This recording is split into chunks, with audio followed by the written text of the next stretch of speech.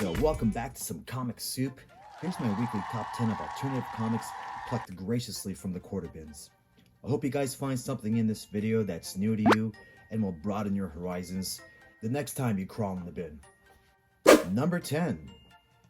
Rocket Ranger, a hit video game from 1988 that I never gave a shit about. From my understanding, it takes place in a future, kind of like a what-if World War II setting. Weapons so advanced, influenced by alien technology, that he rides on a rocket with leather boots. My interest for Rocket Ranger, the game, and the comic book began and ended here. Coming in at number 9. Solson's Comics brings you Reagans Raiders by Rich Buckler? The ultra-patriotic superhero parody comic book that stars America's ex-president, Ronald Reagan. Wait, hold on a second. Ronald Reagan? The actor?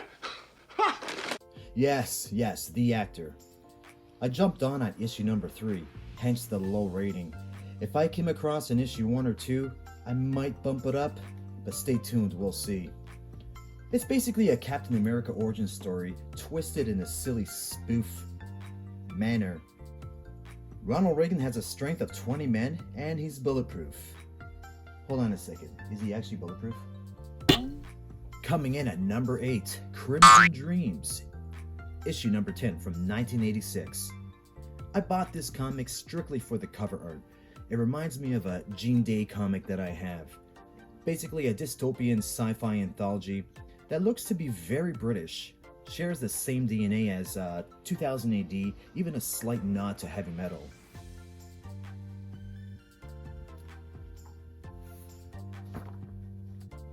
Number 7.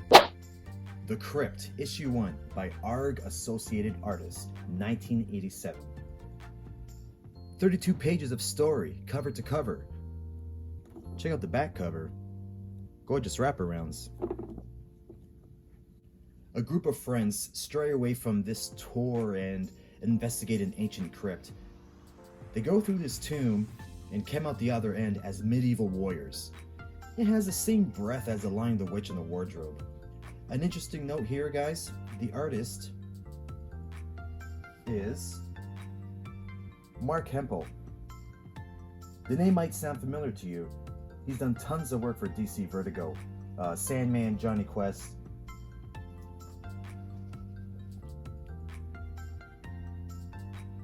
Great interiors.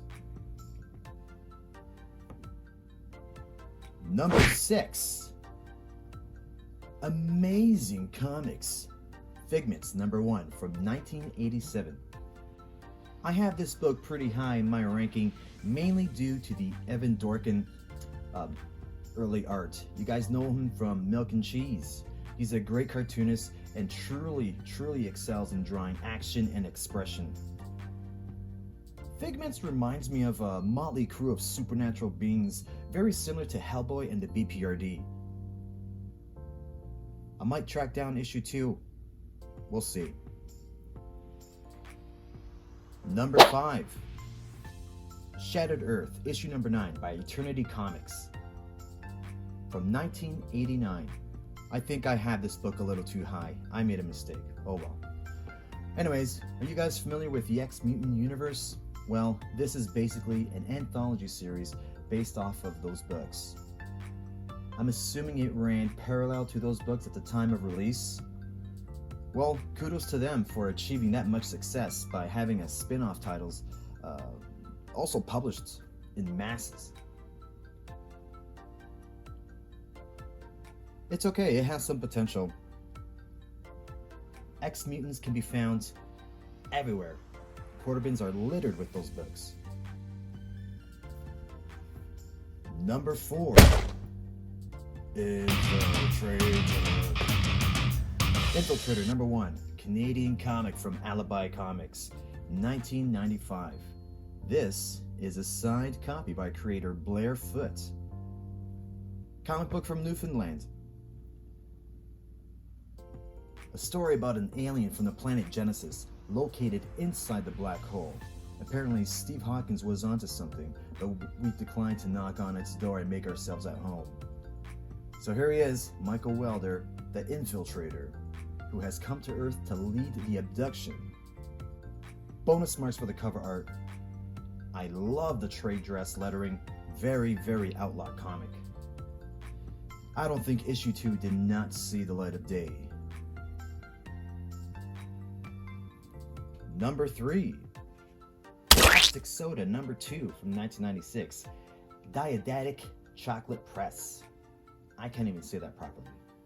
A comic full of random strips that are very, very light to read. I like these comics because I use them as templates to create my own. They are very basic and I easily draw inspiration and confidence from them. Cover by Leon, a nod to the Wizard of Oz. Read the back matter, only 394 copies of issue 1 was printed. Very low print run, so how many of issue 2 exist? And check this out, guys. I'm totally gonna knock that off. Number 2. Kiss and Tell, Burbank Graphics from 1995. I'm really drawn to biopic comics, especially ones that are really well done, like this one here. Two friends. Patricia Breen does the scripts, and Robert Wirtz does the arts, inks.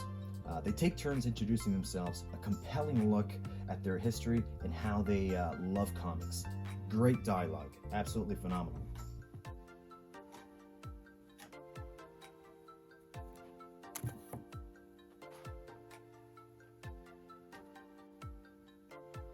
Number 1. Otis Goes Hollywood. Dark Horse Comics, 1996, a 2-issue series by Bob Fingerman. He's the creator of Minimum Wage. He also did work for Cracked Magazine. This cover reminds me of a style by Ren and Stimpy creator John Crickfalis.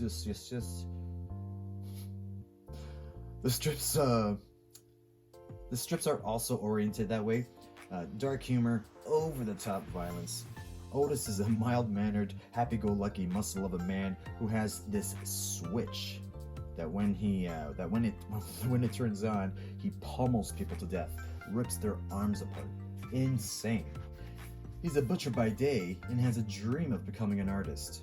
His violent rage of disembodying people's torsos, peeling their faces off and exposing their skulls is considered very poetic and brilliant by the art community. They tagged his style Art Decarne. Phenomenal book. Can't wait to locate issue 2. Hey guys, thanks for checking in Comic Soup Weekly Top 10 Quarter Bins. I have so many comics that I need to go through. I have 3 long boxes of alternative comics that were plugged in the quarter bins. I'm gonna thin these out 10 at a time because they're too cool. Thanks for watching. See you later.